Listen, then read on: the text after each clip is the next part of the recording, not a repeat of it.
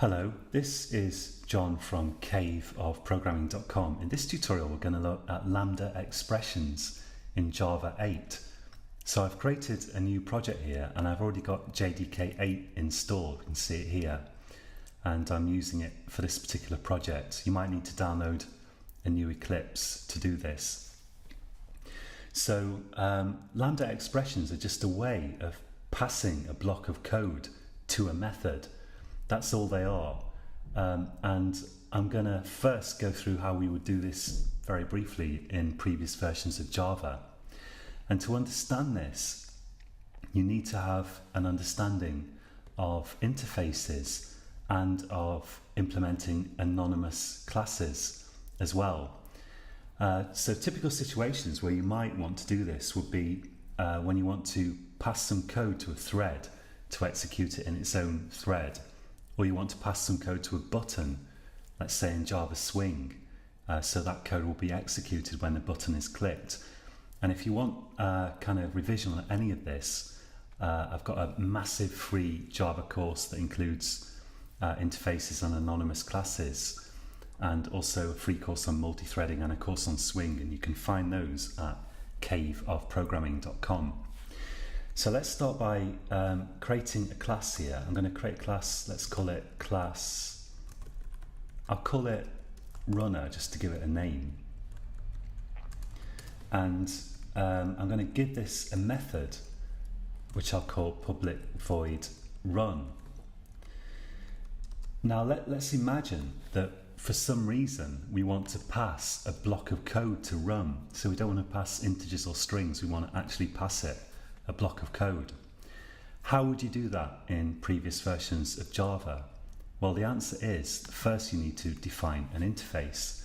So let's do that. Let's say interface, and I'll call this executable. And we need to give this interface a method, and the method will be the place where we put the code that we want to run. Let's give it a method called void execute. Just like that. Now we can say that runner accepts an object that implements the executable interface. I'll just call it E. So it's going to get something that implements this interface, and it's going to know that that object, whatever it is, has an execute method, so it can call that method. Let's put sys out in here and say executing code block ... and let's just call e.execute. Now to actually use this, so firstly we need an instance of this runner class. Let's say runner equals new runner, and then we can call the run method. So let's say runner.run.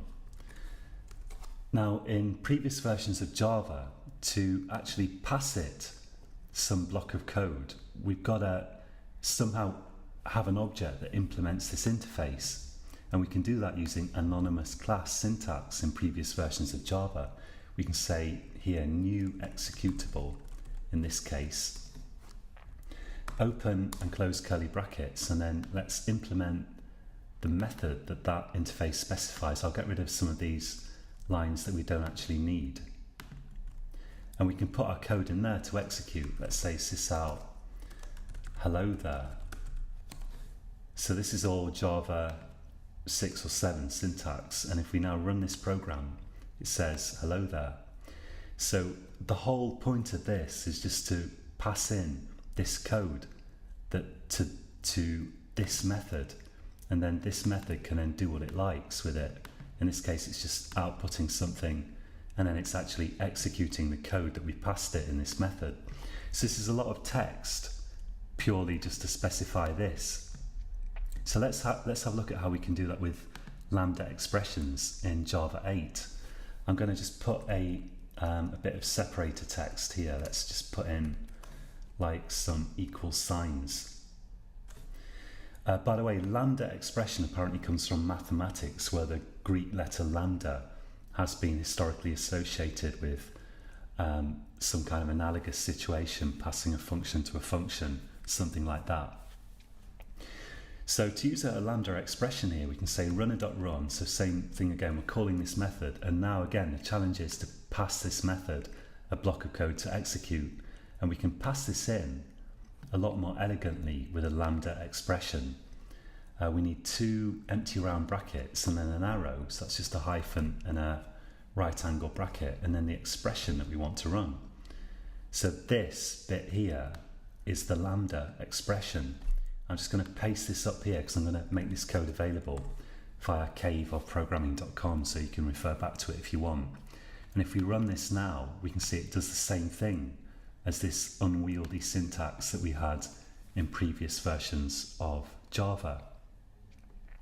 So it's really important to keep in mind that all this is a block of code that this method is going to execute. And blocks of code, of course, they might have return values, and they might also accept parameters.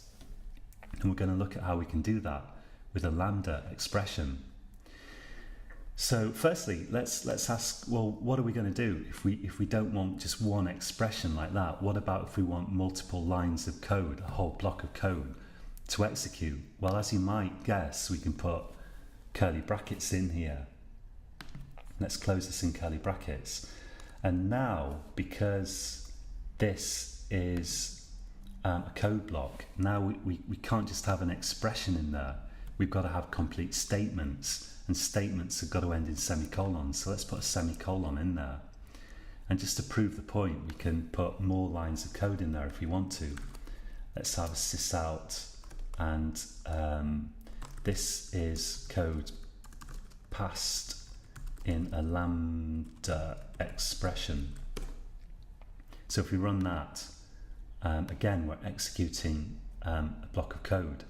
So the Lambda expression itself, it just passes the code, and then it just so happens in this case that the method I'm passing it to, run, happens to execute it. But of course, it could do whatever it liked with it. So the Lambda expressions they're always associated with interfaces that have a single method. Java 8, as far as I know anyway, it doesn't introduce any new syntax for specifying in your method parameter that it's expecting a block of code. You still have to use interfaces, just like you did in previous versions of Java. The thing that's new is we've got a simplified syntax for passing in that actual block of code. And Java 8 also introduces some new terminology. In Java 8, if we've got an interface that just has a single method in it, like this one here, then we call that a functional interface. So a functional interface is an interface that just has one single method, like this. And an example of that would be the comparable interface or the runnable interface in Java, but we've just rolled our own here. We defined our own version of a functional interface. Let's copy this, and I'm going to paste it up here as another example of a Lambda expression. If you're anything like me, you'll sort of probably get gradually lost as you're going through this tutorial, but as long as you understand already anonymous classes and implementing them, and you understand interfaces, it's only a question of typing this out a bit yourself to get it into your head, because it's not really complicated. It's just that, as with programming in general, you've got to type it. You've got to type your own examples and get them to work in order to get it into your head. Just looking at it, it gets a bit confusing. So what about if we want a return value from the block of code that we want to execute? So in previous versions of Java, what we have to do is, well, and also in Java 8, the interface has to change. So often you'll just be using Lambda expressions. You'll just need to remember this kind of stuff. But in this tutorial, we're also looking at defining code that uses the Lambda expression. But most often you'll just be creating a button or a thread, and you only need to know how to define the Lambda expression. You're not going to need to create the actual method that uses it, but we'll do that anyway. So if we want the code that we pass to our method, if it expects that code to have a return value, first we need to modify the interface. Let's modify this interface here. so that it returns an integer. We do something in the method that block of code is passed to. So here, where we say e.execute, we could say int value equals, and then this out here, for example, and say return value is, and let's just output the value there as well. So in old versions of Java, now we'd have to use anonymous class syntax, or we'd have to implement this interface somehow, create an object and pass that object to the method, and this anonymous class syntax previously is the quickest way of doing that. So here our anonymous class now, of course, its execute method has to change. Now it's got a return type, and it can then return it with a return statement. It can return some value, let's say return 7. With the Lambda expression, we can also just put in the return value, let's say return 8. So we don't need to specify the return type anywhere. There's nowhere to do that. All we've got to do is just literally return something, and Java knows what the return type is going to be anyway, because it knows what the interface looks like, and the interface specifies the parameter to the method that you're passing your block of code to. So we just need this return value here. Let's run this, and it says here return value is 8 from this code here. So that's another example of a Lambda expression. Let's copy that, and I'm also going to paste it at the top of the program here. Now sometimes all you've got here is either a literal value, or more likely a method call that returns a value. So here, if we look up here, the first Lambda expression we saw was just an expression, which was actually a method call, println. And in this case, Java would actually not only run this expression, but it would also get a return value from it. So if you've just got a single expression, which could even be a literal value, you don't need even a return statement. So here, if we didn't need this code here, we just needed this. So one way of doing it is just get rid of this, and we can have a block of code that says return 8. So again, that's a valid Lambda expression. Let's add this to the menagerie up here. So let's put the multi-line comments in, paste it in. But you don't need these brackets if it's just a single expression. So a valid single expression would just be 8, like that. So this is a perfectly acceptable Lambda expression, where all it's doing is saying return 8. That all this block of code does is return a value 8. And this could be a method call. It doesn't have to be a literal value. More likely it is going to be a method call. So let's run this. As long as it's a single expression, you don't need the curly brackets, and it says return value is 8. So again, let's bung this in up here. Another thing that you often want to do is the block of code that you pass to your method will often have parameters. So remember, we don't want to pass in literal values with our block of code. We're passing a block of code, and the method that you pass it to will then supply the parameters to the block of code, if there are any. So let's say this interface, let's say it has execute has a parameter, and again, just for simplicity, I'll just make it an integer. It could be anything, it could be an object, it could be a class, whatever. So let's say here int, and I'll just call it a, because I don't know what it is. So let's just say a. And now the actual method that you pass that block of code to is going to have to supply a value for that parameter. So let's put in here, well, let's put in 12, like that, just randomly, Okay, so we're passing in value there. And our block of code down here, so in the old kind of anonymous class syntax, again, we've got to modify this execute method because, as we saw up here, it's now got a parameter type int. So let's say in here, int a, I could give it a different name, but for consistency, let's call it a again. And our block of code that we're passing could do something with that. Let's say it could return 7 plus a, for example. Now in the Lambda expression here, down here, it's really simple. We just put the parameter here between round brackets. So remember, it's a block of code. It could have parameters and it could have return values. So it's not going to be a literal value that we put here. We're just specifying what parameters this block of code that we're passing to a method actually expects. So let's say here, int a. I'll call it a again. I could call it anything, but I'll call it a. So again, this works just as before. Again, we've got a valid Lambda expression here, and if we run this, it's going to say executing code block. So yeah, let's copy this. Let's paste it in up here. So it's another Lambda expression. Whoops, not that.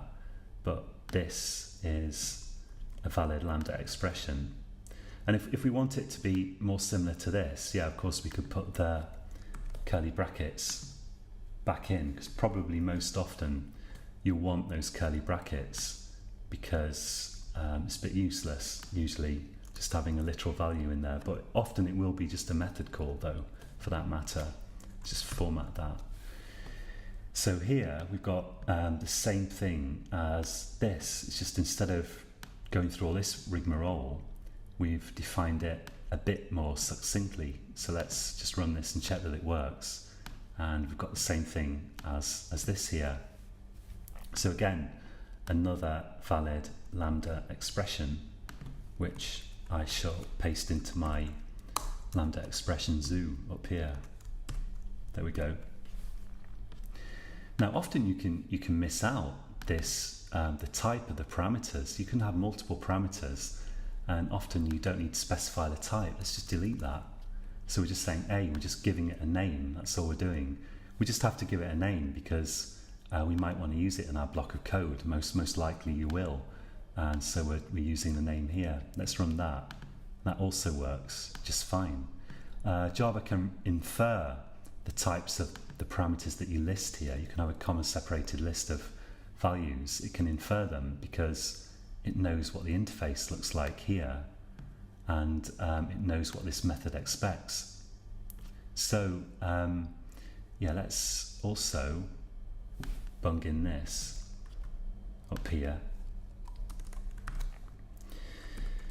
But sometimes you do need to specify the type of the parameters. Let's take an example of that.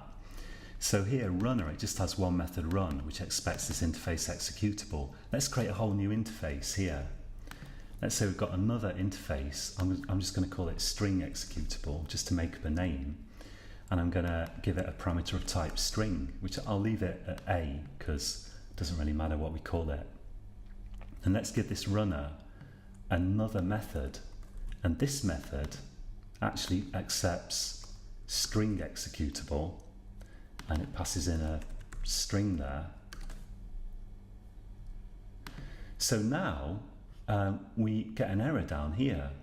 Why? Because we're calling runner.run and we're giving it this Lambda expression, but Java doesn't know whether we mean this method, which expects a interface that has a method that takes an int, or this method which expects an interface that has a method that expects a string. It doesn't know which one of these we mean anymore. It's become ambiguous.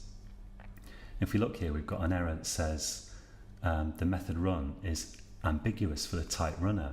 So in that case, we do need to specify what we mean here. So we could make this a string, but then of course, well, it might work with a string. I'm not sure. Let's try that. And no, that's not going to work because we've got to return an int. Let's put int there. When we put int in here, now Java knows that we mean this method here, because this interface is the one that has the method that expects an int. So in this case, we had to specify the type of our parameter because it needed to disambiguate between those two possible run methods. But most often, you can just miss out the types of the parameters there. And in fact, if you've only got one parameter, then you don't need these brackets. In fact, I think if we delete these, this isn't going to work because we've got that int in there. But supposing we didn't, let's comment out this for a second. Get rid of the ambiguity.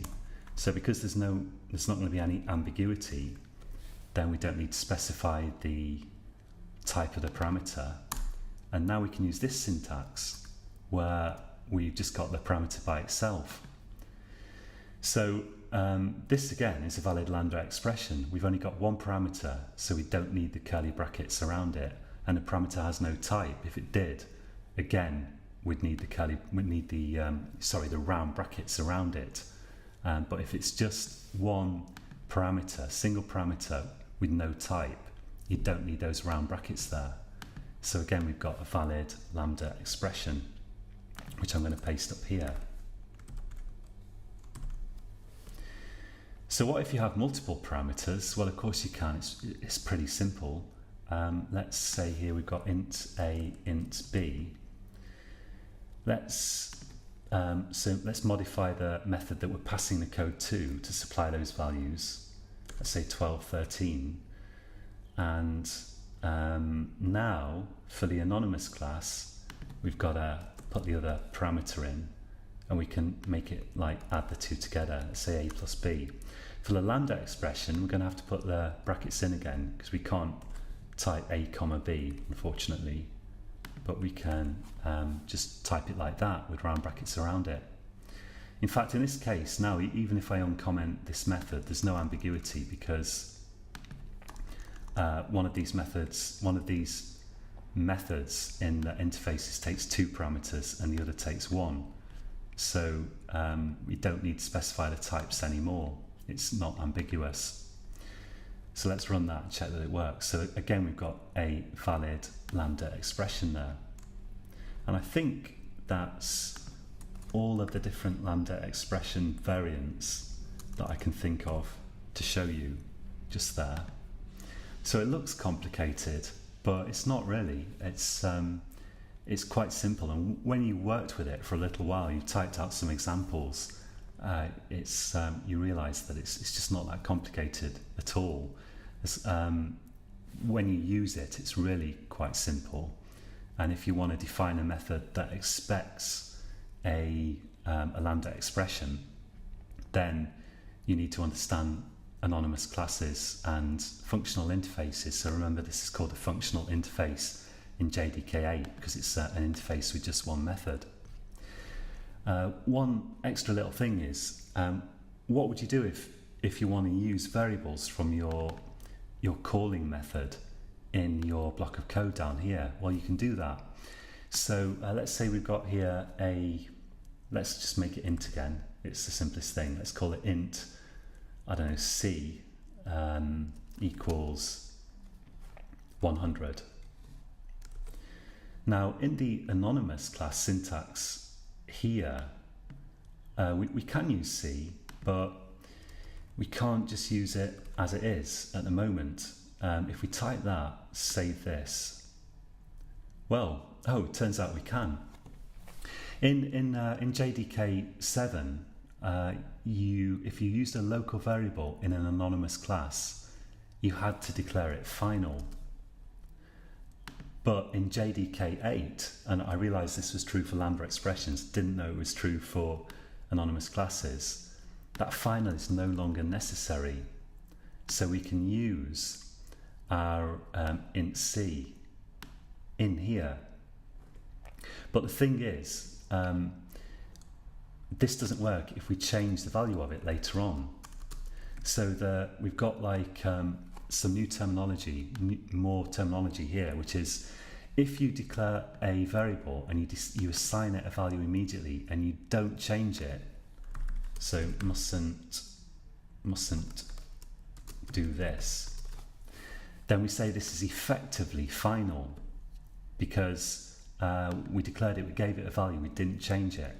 So it's not final, but we say it's effectively final, and we're allowed to use effectively final variables now in our methods of anonymous classes, and we can also use them in Lambda expressions. So let's change this to A plus B plus C. So I'll write this the same way around up here as well, just to keep it the same. So we can happily use local variables within our Lambda expression as long as they are effectively final, or for that matter, actually final. There's the Lambda expression, it doesn't have its own scope. So in anonymous classes like this, let's say we had a int d, like that. I'll give it a value as well, actually, it doesn't really matter. Down here we could say int d equals 8. So what is this? It's a completely new variable that shadows this. So once we've done that, we can't access this anymore in here. We've just declared a new variable entirely.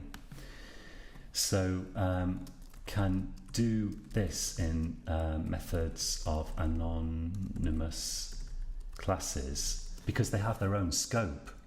Here, this has its own scope, but this is not a new scope as such in a Lambda expression. So here we can't type int d equals something. So if I save that, it's not going to let us do that because it's actually working with the scope of the method that we define it in. So the error message here is Lambda expression's local variable d cannot redeclare another local variable defined in an enclosing scope. So I'm not sure technically if you call this, I guess it's not a new scope, but anyway, whatever you call it technically, the fact is that there's you can't just define a new variable in here that you've already got here. It's not a new scope in the same way that it was with a method of an anonymous class. Let's say can't do this, no new scope. So that's it for this tutorial. This took me a little while to get my head around, but once you realise that it's purely a new way of doing methods of anonymous classes, it works differently under the hood, but from a programmer's point of view, it's just a little bit of a new way of doing the same thing that's a bit shorter. Then it's a lot simpler, and you have to keep in mind that you are passing a block of code, and that block of code may have parameters, it may have return types, and that's really all there is to it. So yeah, just I'd recommend practicing that a bit if you're new to it, and you should get the hang of it pretty quickly. There's been a certain amount of excitement around Lambda expressions because people are saying this opens the door to functional programming where you're passing around functions, because the Lambda expression is actually an object. Yeah, I've just remembered a couple more little things that I want to show you. To me, it's not that exciting because after all, we could do this in a previous version of Java.